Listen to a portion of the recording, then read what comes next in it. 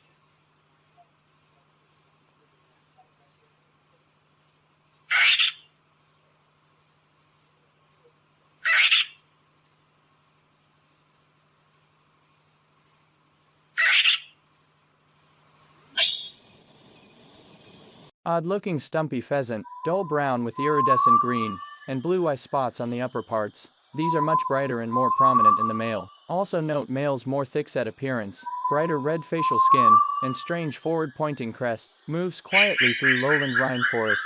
Males give complex displays during the breeding season.